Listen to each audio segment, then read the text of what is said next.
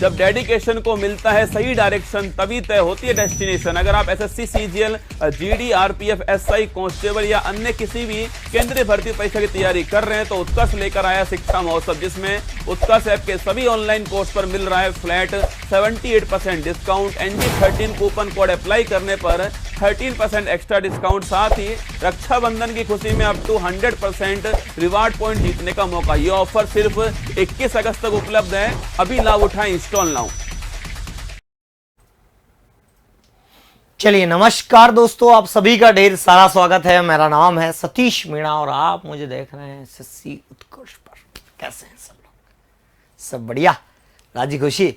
चलिए, जो हमारी सीरीज चल रही थी उसी सीरीज में आज मैं आप लोगों के लिए लेकर आया हूं जो आपकी परीक्षा के लिए बहुत महत्वपूर्ण है। एक दो प्रश्न जो है, 2-3 प्रश्न तो आते ही आते हैं। अनेक शब्दों के लिए एक शब्द तो हमारा, या वाक्यांश के लिए एक शब्द। देखिए, वाक्यांश वाक्य का अंश है, एक से ज्यादा शब्द है तो इसको हम दो तरीके से बोल सकते हैं कि अनेक शब्दों के लिए एक शब्द और वाक्यांश के लिए एक शब्द। ठीक है, तो यहां पर जैसे कि ये टॉपिक है हमारा, तो इसमें आपका अनेक शब्दों के लिए एक शब्द बोल सकते हो या वाक्यांश के लिए एक शब्द आप बोल सकते हो। ठीक है, चलिए, तो एसएससी जीडी का है।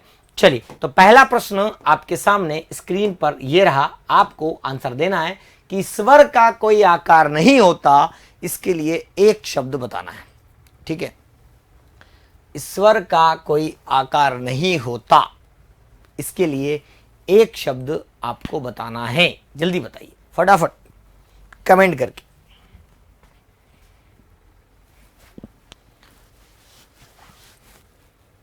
ठीक है, बिल्कुल, ईश्वर निराकार है क्योंकि ईश्वर का कोई आकार नहीं होता। जिसका आकार होता है उसे तो साकार कहते हैं, सरोकार तो हम मिलकर करते हैं।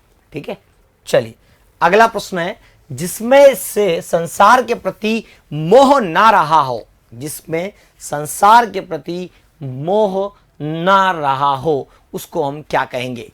बताओ जल्दी से। हाँ, देखिए, इनमें एक शब्द कॉमन है, रागी रागी रागी रागी, है ना। मतलब रागी मतलब मोह जिसको हो उसे कहते हैं। ठीक है, तो आंसर देना है आपको फटाफट कि जिसमें संसार के प्रति मोह ना रहा हो उसको हम क्या कहेंगे। चलिए देखते हैं, तो जिसमें संसार के प्रति मोह ना रहा हो उसे हम कहेंगे, आपका क्या कहेंगे? जल्दी बताओ। तो बिल्कुल सही, वीतरागी। क्या कहेंगे? वीतरागी कहेंगे। और संसार के प्रति जिससे मोह हो उसे अनुरागी कहेंगे। संसार के प्रति मोह हो। अब आप लोगों के मन में ख्याल आता है, सर ये दो ऑप्शन, तो कुछ ऑप्शंस होते हैं जिनका कोई मतलब नहीं होता, बस ऐसे ही आपको कंफ्यूजाने के लिए दे देते हैं। ठीक है, चलिए अगला, विनोद को उस विद्यालय में इम्तिहान लेने वाला बनकर जाना है। विनोद को उस विद्यालय में इम्तिहान लेकर बनकर जाने वाला है। अब विनोद जो इम्तिहान लेता है उसको क्या कहते हैं? जल्दी बताओ फटाफट।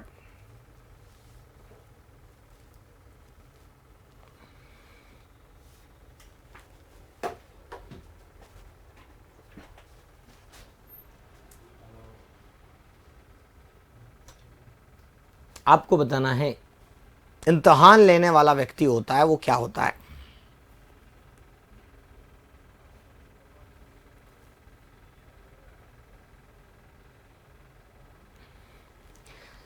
चलिए, तो विनोद को उस विषय का इम्तिहान लेने वाला जो होता है वो होता है परीक्षक। ठीक है, और विषय का ज्ञाता है ना, विषय का कहते हैं जिसको विषय का विशेष ज्ञान रखने वाला, है ना, विशेष ज्ञान रखने वाला, ज्ञान रखने वाला जो होता है वो होता है विशेषज्ञ। ठीक है, अध्यापक क्या होता है? तो पढ़ाने वाला जो होता है वो अध्यापक होता है, पढ़ाने वाला। ठीक है, और समन्वयक क्या होता है? जो सामंजस्य बिठाता है, तालमेल बिठाने वाला कह सकते हैं, तालमेल बिठाने वाला, तालमेल बिठाने वाला। ठीक है, उसको कहते हैं सामंजस्य। चलिए अगला प्रश्न, आंखों के सामने घटित घटना पर विश्वास तो करना ही पड़ेगा। आंखों के सामने घटित घटना पर विश्वास तो करना ही पड़ेगा, उसको हम क्या कहेंगे बताओ? जो आंखों के सामने घटित होती है ना।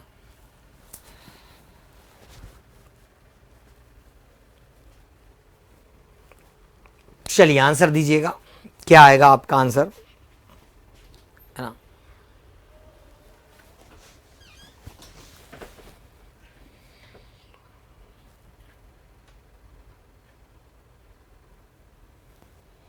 देखो, आप मेरी आंखों के सामने नहीं है, आप क्या है, परोक्ष है। अगर आप मेरी आंखों के सामने होते तो आंखों के सामने घटित घटना तो उसको प्रत्यक्ष कहते हैं। प्रवचन जो ऋषि मुनि या फिर बहुत सारे आजकल विद्वान देते हैं उनको कहते हैं कि विशेष रूप से कहना, विशेष रूप से कहना उसको कहते हैं प्रवचन, है ना। और प्रारूपता मतलब उसके जैसा, प्रत्येक व्यक्ति को आंसर देना है, मतलब हर एक व्यक्ति को आंसर देना है। क्लियर है? चलिए आगे देखते हैं। देश विदेश से घूमने वाले कश्मीर पहुंचे, है ना। देश विदेश से घूमने वाले कश्मीर पहुंचे, है ना। तो रेखांकित शब्द का मतलब देश विदेश घूमने वाले लोगों को हम क्या कहेंगे बताओ? ये अंडरलाइन है, देश विदेश घूमने वाले लोगों को हम क्या कहेंगे, है ना। देश विदेश घूमने के लिए क्या होगा बताओ जल्दी से।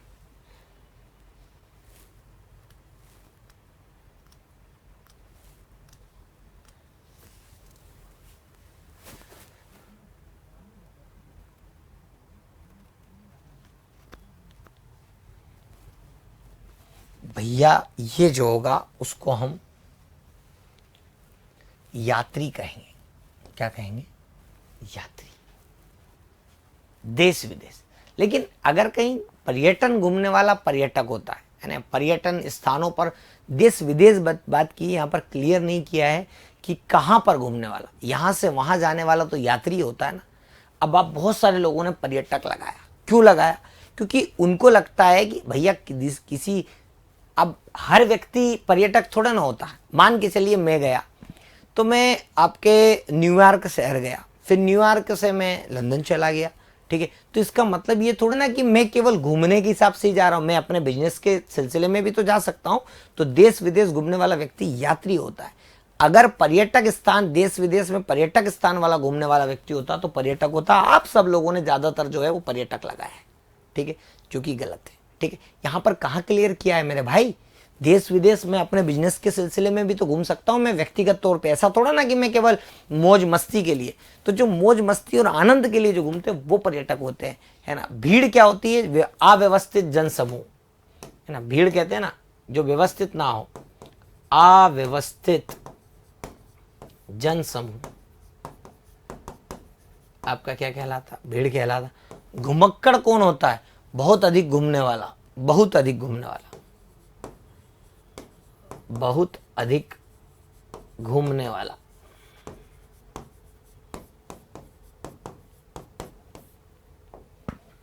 हाँ, अब देखो मैंने बगैर ऑप्शंस के कुछ चीजें दी हैं जो कि आप लोगों के लिए भी यूजफुल है। जैसा कि मैं हमेशा से करता हूं कि हमें दोनों आदत डालनी चाहिए जीवन में, कब क्या परिस्थितियां हो जाए, ठीक है।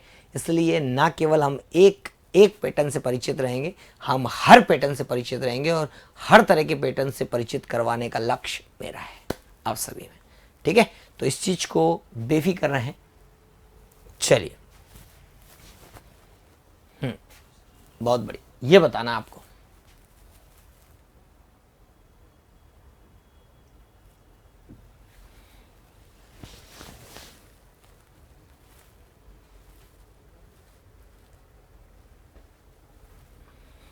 देखो जो नियम के अनुकूल ना हो, है ना, ये बात आपको ध्यान देनी। जो नियम अनुकूल होता है वो तो नियमानुकूल होगा, है ना। जो नियम के अनुकूल ना हो वो अनियमित कहलाएगा, क्योंकि नियम के अनुकूल नहीं है। जिस पर आक्रमण हो उसे कहते हैं आक्रांत, है ना। और जो आक्रमण करता है वो आक्रांता कहलाता है। दूसरों की बातों में दखल देना मतलब हस्तक्षेप करना। क्या करना? हस्तक्षेप करना। और जो देने योग्य हो वो देय होता है ना। और जो कम खर्च करता हो मतलब आवश्यकता से कम खर्च करने वाला मितव्ययी होता है, मितव्ययी। और आवश्यकता से अधिक खर्च करने वाले को क्या कहेंगे? जीवन देने वाली दवा, क्या देने वाली? प्राण देने वाली प्राणदा कहलाएगी। क्या कहलाएगी? प्राणदा। चलिए अगले प्रश्न की तरफ बढ़ते हैं। अनुशासनात्मक कार्यवाही की प्रक्रिया के फलस्वरूप पद से नीचे उतारने को क्या कहते हैं? यह आपको बताना है। चलो भाई, अनुशासनात्मक कार्यवाही की प्रक्रिया के फलस्वरूप उतारने को क्या कहते हैं?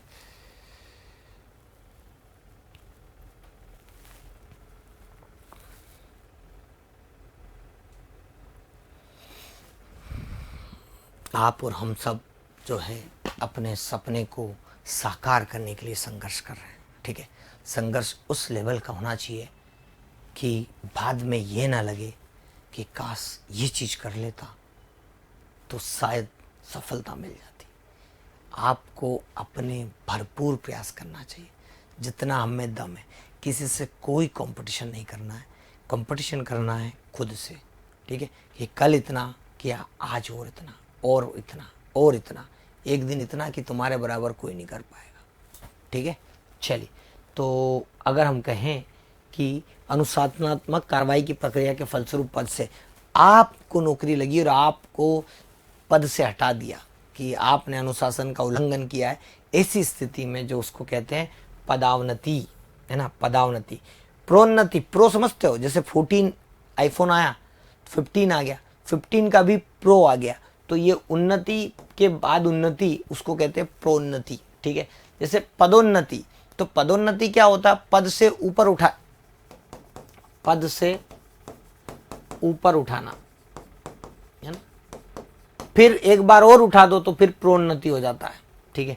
और पदावधि, पदावधि का मतलब होता है किसी पद पर कार्य करने की अवधि, किसी पद पर कार्य करने की अवधि, कार्य करने की अवधि, उसको कहते हैं पदावधि, ठीक है। किसी पद पर कार्य करने की जो अवधि होती है कि यार उसकी पदावधि क्या रही। चलिए आगे बढ़ते हैं और आगे देखते हैं कि अपरिणीत शब्द में निम्नलिखित में से किस वाक्यांश के लिए शब्द प्रयुक्त होता है? अपरिणीत।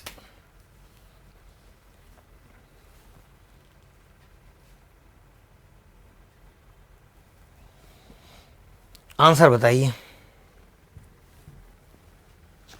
अपरिणीत।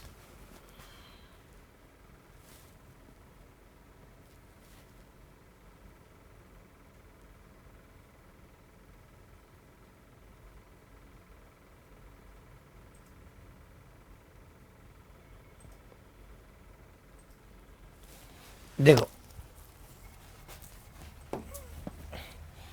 आपने देखा होगा कि शादी में ऐसा लिखा रहता है परिणय, जैसे लिखा रहता है ऐसा सतीश परिणय, है ना, ऐसा लिखा रहता है। तो जिसका अपरिणीत के लिए, जिसका परिणाम ना निकला वो थोड़ा ना, जिसका विवाह ना हुआ हो वो अपरिणीत होता है, और जिसका विवाह हो चुका हो तो वो तो विवाहित होता है, विवाहित, है ना। और जो देखने में प्रीतिकर ना हो उसके लिए क्या शब्द का प्रयोग करेंगे? कमेंट्स करके बताइए जल्दी से। अगला, जिसे भय नहीं है, वाक्यांश के लिए एक शब्द बताना है। जिसको कोई भय नहीं है ना,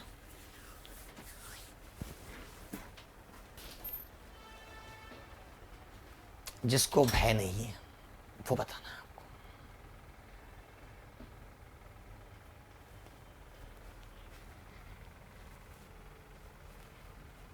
बिल्कुल सही, जिसको भय नहीं होता वो तो निर्भय होता है ना। और जिसमें दया ना होती हो, जिसके हृदय में दया ना हो, है ना। श्रेष्ठ तो जो होता है, जो लोगों में उत्तम होता है वो श्रेष्ठ होता है, उसको कह सकते हैं। बहादुर भी उसी को कहते हैं। चलिए, निम्नलिखित वाक्यांश के लिए दिए गए विकल्पों में से एक सटीक शब्द का चयन कीजिए। दूसरों का उपकार करने वाला, दूसरों का उपकार करने वाले व्यक्ति को हम क्या कहेंगे? तो दूसरों का उपकार करता हो,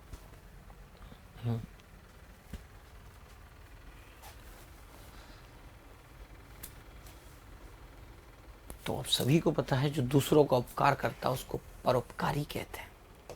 और विधर्मी, विधर्मी किसको कहेंगे? जो धर्म से विहीन हो, जो धर्म से विहीन हो, धर्म से विहीन हो उसे हम विधर्मी कहेंगे। दुभाषा, इंटरप्रेटर जिसको अंग्रेजी में कहते हैं। दुभाषा मतलब दो भाषा बोलने वाला, दो भाषा को जानने वाला बोल सकते हैं। और परदेसी, परदेसी कौन होता है? परदेश में रहने वाला, परदेश में रहने वाला। वो गाना सुना आपने? करिश्मा कपूर वाला। ठीक है, चलिए अगला। जो पूजा के योग्य हो उसे क्या कहते हैं? जो पूजा के योग्य हो, जो पूजा के योग्य हो उसे क्या कहते हैं?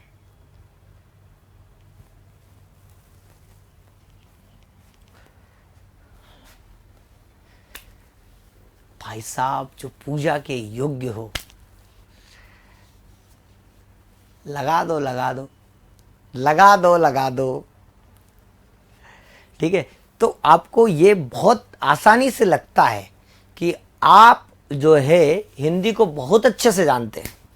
ऐसे ही प्रश्न, कठिन प्रश्न आप कभी गलत नहीं करते, कभी गलत नहीं करते। आप हमेशा गलत करते सरल प्रश्न।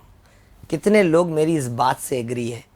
ठीक है, कि सर हम जो है कठिन प्रश्नों को तो कर लेते हैं, हमसे सरल प्रश्न, क्योंकि हम कभी, हमको ऐसा लगता है कि हमको आता है, हम उस पर कभी ध्यान ही नहीं देते। ठीक है, तो ऐसा कितने लोगों को लगता है कि अब बिल्कुल सर सरल प्रश्न कर रहा है, जैसे कि इसको गलत कर रहे हैं कुछ लोग, कर दिए गलत, खुश हो गए, मिल गई तुम्हारी आत्मा को शांति। ठीक है, हाँ, तो ये आएगा पूज्य। क्योंकि मैंने पहले दिन इसीलिए वर्तनी पढ़ाया था, सबसे पहले शब्दों को इसीलिए पढ़ाया जाता है, वर्तनी पढ़ाया था। पूजनीय, इनमें से एक भी शब्द शुद्ध नहीं है। पूजनीय ये शुद्ध होता है, ये वर्तनी शुद्ध होती पूजनीय की। और जो पूजा के योग होता है वो तो पूज्य होता है, जिसे पूजा जाता है। ठीक है, चलिए अगला प्रश्न। हाँ, ये आपको बताना है, बताइए फटाफट, है ना। अनेक शब्दों के लिए एक शब्द है। ठीक है,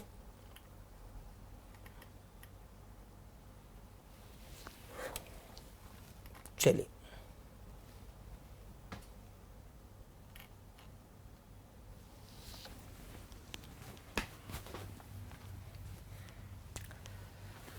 बताना है आपको।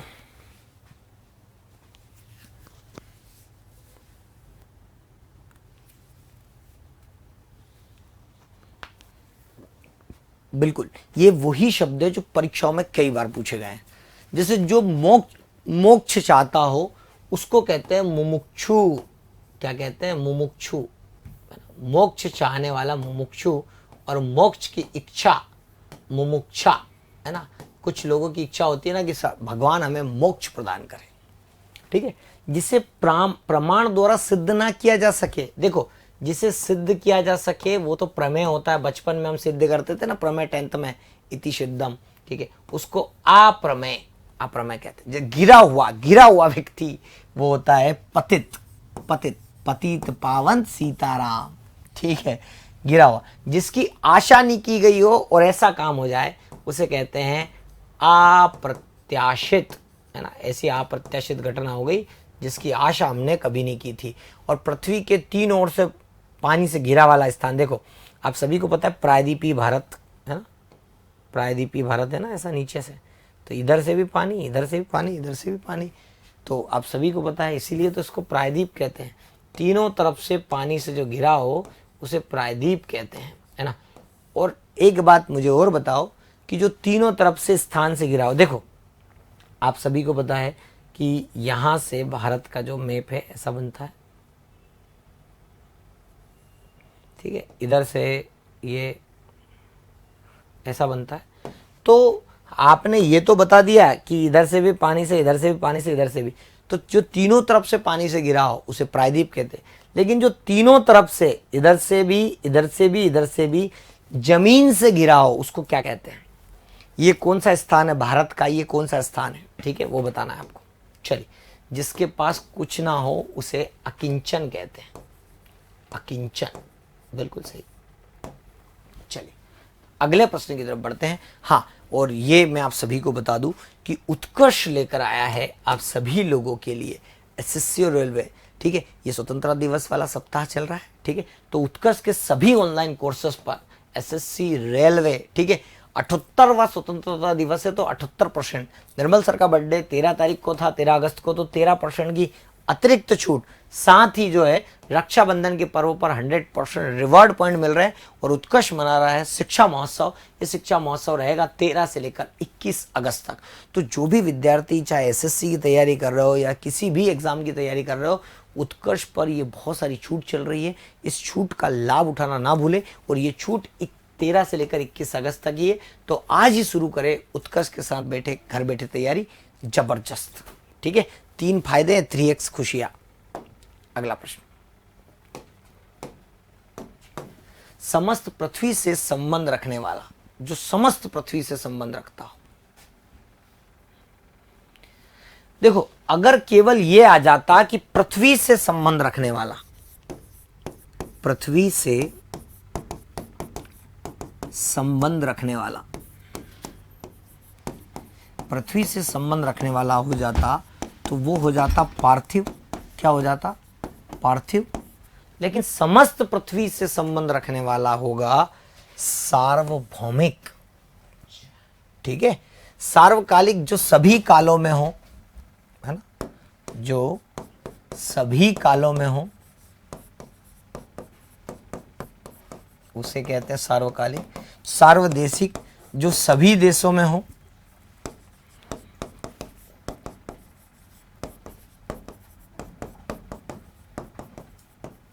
और सर्वज्ञ, जो सब कुछ जानता हो।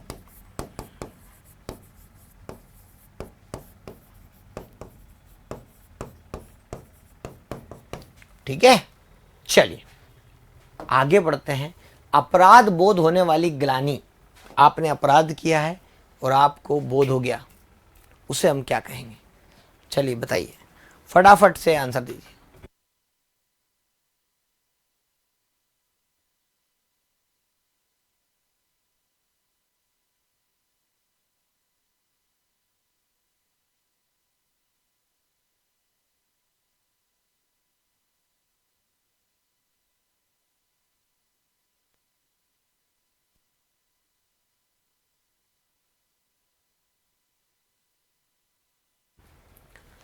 चलिए, अपराध बोध होने वाली ग्लानि को क्या कहते हैं, है ना? तो उसको कहते हैं पश्चाताप, है ना।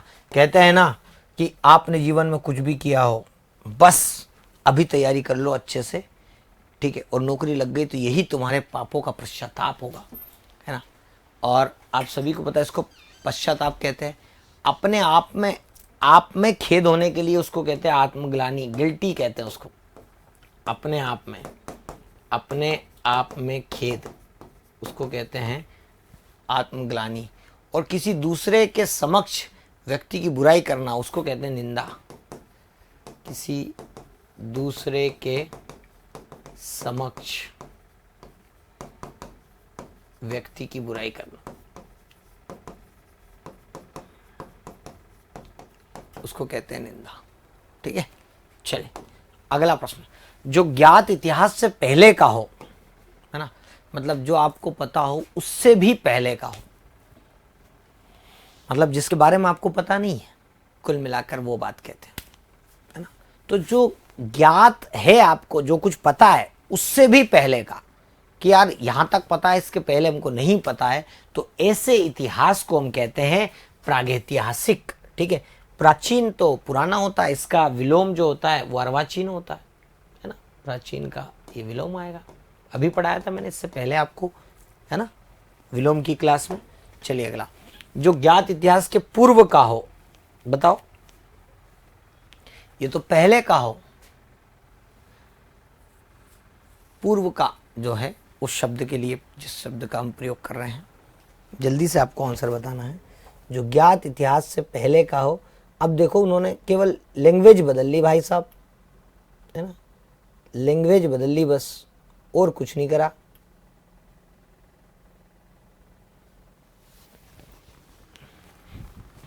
तो बात वही है, प्रागैतिहासिक, जो इतिहास से संबंधित हो,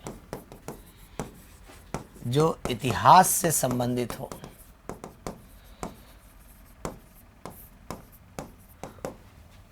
है ना, और जो एक ही समय में वर्तमान में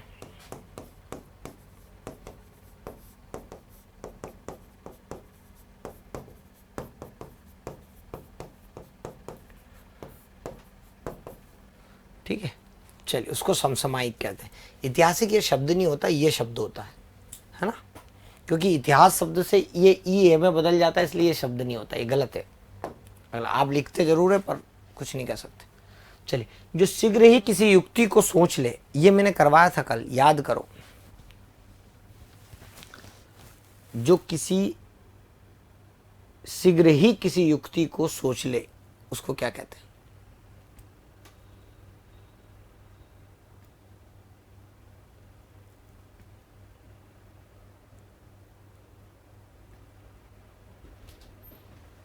तो जो शीघ्र ही किसी युक्ति को सोच ले, उसको कहते हैं प्रत्युत्पन्नमति, है ना, प्रत्युत्पन्नमति कहते हैं। सम्मति तो किसको कहते हैं, है ना, सम्मति तो किसे कहते हैं कि अगर हम बात करें कि किसी विषय में प्रकट किया गया अपना विचार या मत,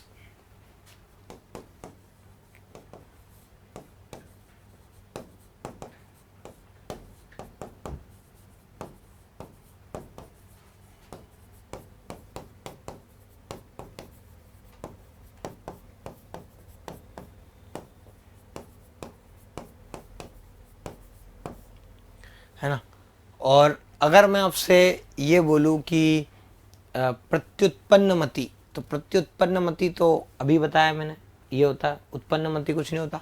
सहमति की अगर मैं बात करूं तो सहमत होने की क्रिया या भाव,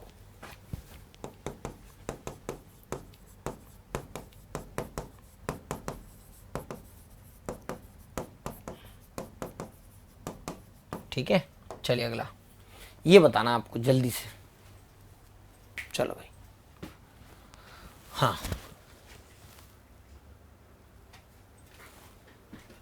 ये अनेक शब्दों के लिए एक शब्द आपको आते परीक्षा की दृष्टि से, बताना है आपको।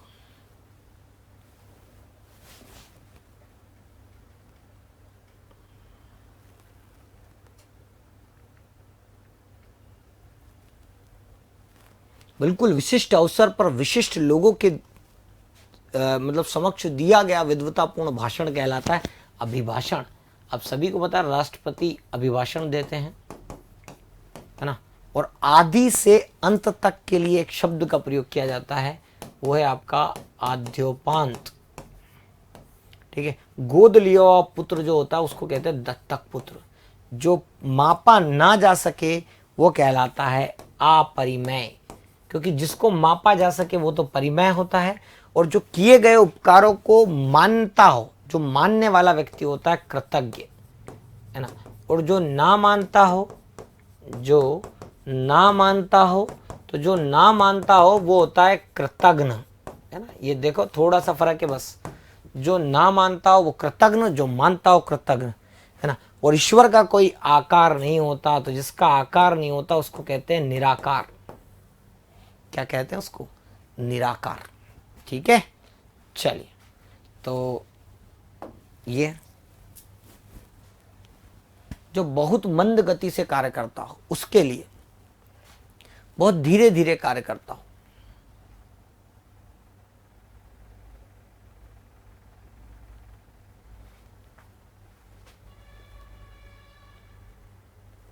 तो आंसर बिल्कुल सब लोगों ने ज्यादातर ये लगाया होगा दीर्घ सूत्री। भैया दीर्घ सूत्री तो उसको कहते हैं जो देरी से कार्य करता हो, जो बहुत मंद गति से कार्य करने वाले को कहते हैं मंथर। मंथर जो बहुत धीरे धीरे कार्य करता, दीर्घ सूत्री तो हर काम को देरी से करने वाला, ठीक है। चलिए अगला, मंदाक्रांता तो एक छंद है, आगे चलते हैं। एक उचित कानून को रूप देने के लिए किया गया प्रस्ताव, जल्दी बताओ फटाफट, आंसर आपको देना है जितनी जल्दी हो सके।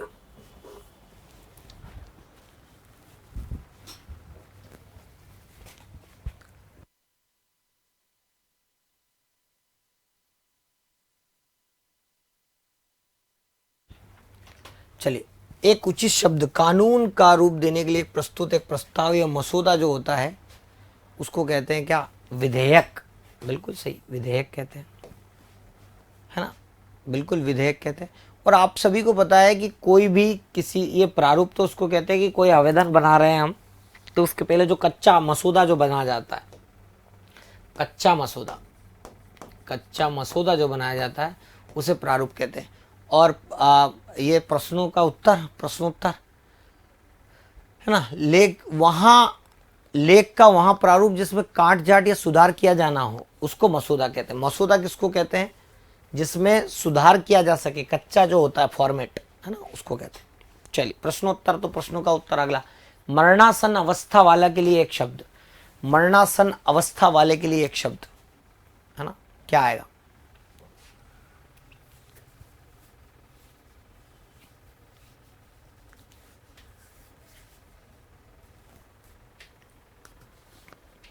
तो मरणासन अवस्था वाले के लिए जो अवस्था में है उसको कहते हैं मेमर्त। और ये मुमूर्षु तो वो होता है जिसको कहते, जिसे मर जाने की कामना हो, मरने की इच्छा जिसको कहते हैं, मरने की इच्छा, मरने की इच्छा करने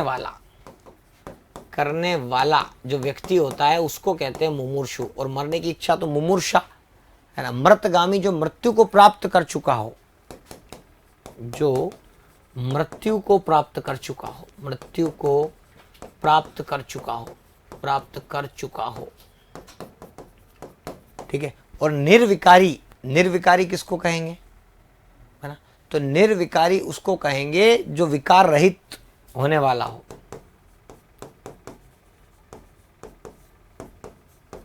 जो विकार रहित होने वाला हो, ठीक है। अगला प्रश्न, जिसे मृत्यु को जीत लिया हो वो क्या कहलाता है? जिसने मृत्यु को जीत लिया हो वो क्या कहलाता है? जल्दी बताओ।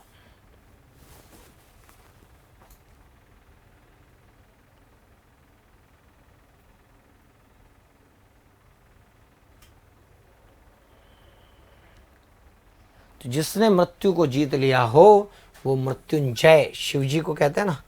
अमरत्व, अमरत्व क्या होता है? अमर होने की अवस्था।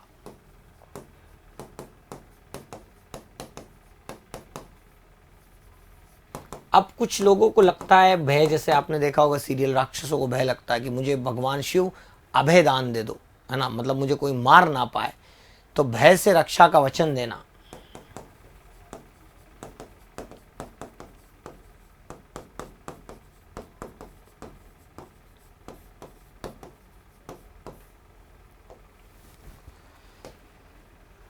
दोपहर का समय के लिए निम्नलिखित शब्दों में से कौन सा उपयुक्त चिन्ह होगा? दोपहर का समय,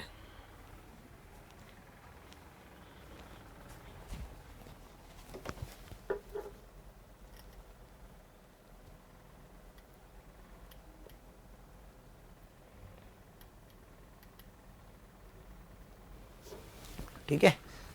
चलिए आंसर दीजिए, दोपहर का समय के लिए निम्नलिखित में से कौन सा उपयुक्त समय होता? तो आप सभी को पता है माध्याह्न। देखो, अहन का मतलब होता है दिन, है ना। अगर ये इससे पहले की बात हो, है ना, ये बिल्कुल बीचों बीच, तो उसको मध्य हो, दिन के मध्य हो, मतलब 12 बजे हो तो वो मध्याह्न कहते हैं, है ना। और उसके बाद हो 12 के बाद तो उसे अपराह्न कहते हैं, है ना।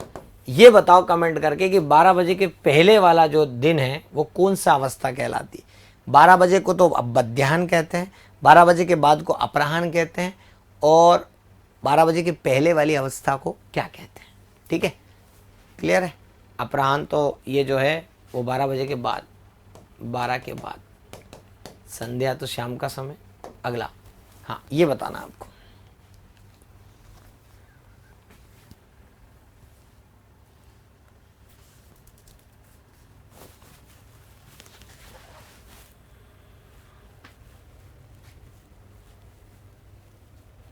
सबके आंसर बताना है आपको, अनेक शब्दों के लिए एक शब्द। देखिए, शक्तिशाली, दयालु, शांत, वीर और जो नायक होता है जैसे राम जी थे उन्हें कहते हैं धीरोदात्त। धीरोदात्त, धीरोदात्त, ठीक है। और वन में लगने वाली आग को कहते हैं दावाग्नि, दावाग्नि। दाव वन को कहते हैं, दाव जो पर्यायवाची होता है वो वन को कहते हैं, अग्नि वन में लगे। वहां नायिका जो अपने पति के परदेश होने के कारण दुखी है कि मेरा पति यहाँ होता तो कितना अच्छा होता, तो पोषित पति का, प्रोषित पति का, प्रोषित पति का। और इंद्रियों को जिसने जीत लिया हो, सबको पता है जितेंद्रिय कहते हैं, जितेंद्रिय। और वीर पुरुष को, वीर पुत्र को जन्म देने वाली होती है वीर प्रसु, है ना। अनेक शब्दों के लिए, जिसका शत्रु पैदा ना हुआ हो, मतलब जिसका कोई शत्रु ना हो, उसको कहते हैं अजात शत्रु, अजात शत्रु।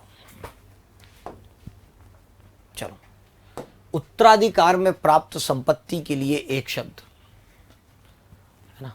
उत्तराधिकार में प्राप्त संपत्ति के लिए एक शब्द बताओ जल्दी से।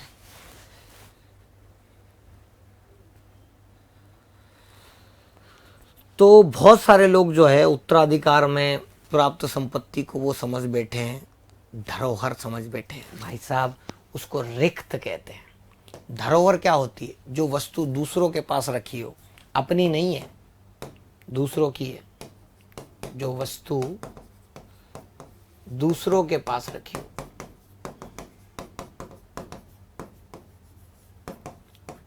ठीक है। और वसीयत क्या होता है? जो वारिस से संबंधित लिखित आदेश, वारिस से संबंधित लिखित आदेश जो होते हैं, है ना। चलिए अगला प्रश्न।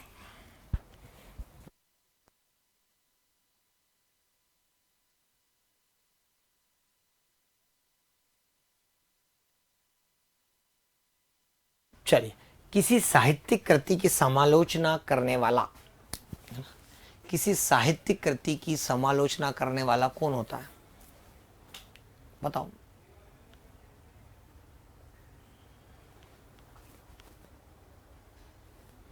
तो जो समालोचना करता है वो तो समीक्षक होता है, जो उपेक्षा करता हो वो उपेक्षक होता है, जो परीक्षा लेता हो वो परीक्षक होता है। और प्रेक्षक किसको कहते हैं?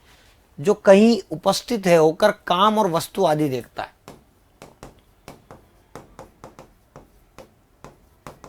दूसरी जगह से, जैसे आप कहीं और है, वहां से आप देख रहे हो तो आप प्रेक्षक है ना। चलो, युगों से चले आने वाले के लिए एक शब्द, जो युगों युगों से चला आ रहा है, युगों युगों से, है ना।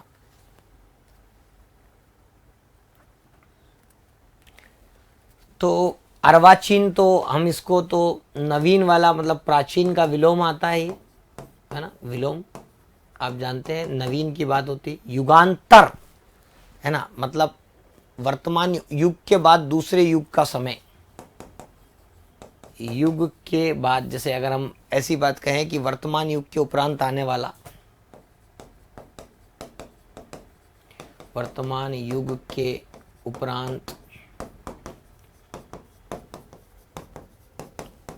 आने वाला काल, आने वाला दूसरा काल,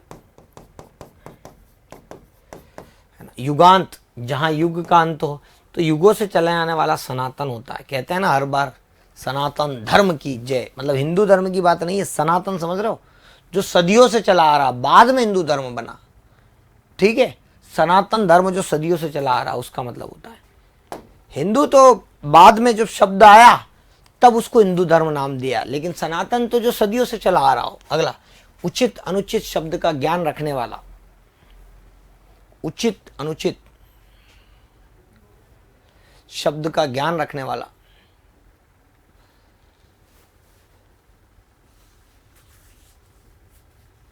तो उचित अनुचित शब्द का ध्यान रखने वाला विवेकी, भाई उसके पास विवेक है, सोचने समझने की शक्ति है ना। और जिसे ज्ञानी किसको कहते हैं? जिसे किसी चीज का अच्छा ज्ञान हो, अच्छा ज्ञान हो, अच्छा ज्ञान हो, उसे ज्ञानी कहते हैं। चतुर कौन होता है? जिसकी बुद्धि जो है प्रखर हो, जिसकी बुद्धि प्रखर हो उसको चतुर कहते हैं। दूरदर्शी कौन होता है? तो दूर तक की सोचने वाला, दूर तक की सोचने वाला। चलिए, तो आज का ये आखिरी प्रश्न है ना, आखिरी प्रश्न आज का, ठीक है, ये आज का आखिरी प्रश्न, और आपको होमवर्क भी दूंगा करने के लिए, टेंशन नहीं लेने का, ठीक है। चलिए, ये आज का आखिरी प्रश्न है।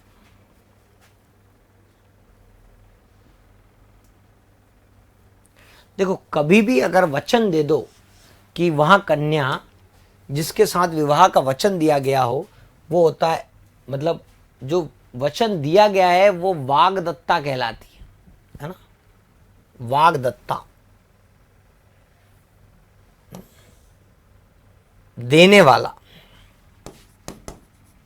वचन देने वाला जो होता है वो वाग्दत्ता होता है। वागदान मतलब वही सगाई है ना, सगाई को कहते हैं, ठीक है। तो वचन देने वाला जो होता है वो वाग्दत्ता होता है, जो वचन देता है, और जो प्रोसेस होती है वो वागदान कहलाती है। चलिए, तो ये कुछ प्रश्न हैं जिनके जवाब आप मुझे कमेंट बॉक्स में करके देखें। क्लास कैसी लगी आप सभी लोगों को, है ना, तो लाइक और शेयर जरूर करके जाना। आपके कमेंट्स का मुझे इंतजार रहेगा, और ये सारे जो है इन प्रश्नों के जवाब आप मुझे कमेंट बॉक्स में देंगे, ठीक है, ढूंढ के देंगे, है ना। इसके अलावा मैं जो है वो आपको कुछ चीज़ और बता देता हूँ, और वो चीज़ ये है कि उत्कर्ष के ऐप में बहुत सारे फीचर्स जो है वो अपडेट हुए हैं।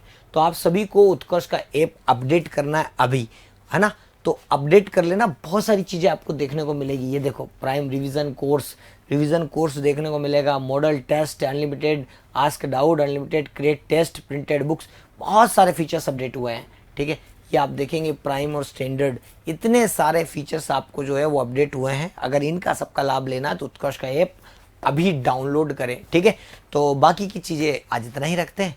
ख्याल रखिएगा अपना और अपने चाहने वालों का। बहुत बहुत धन्यवाद।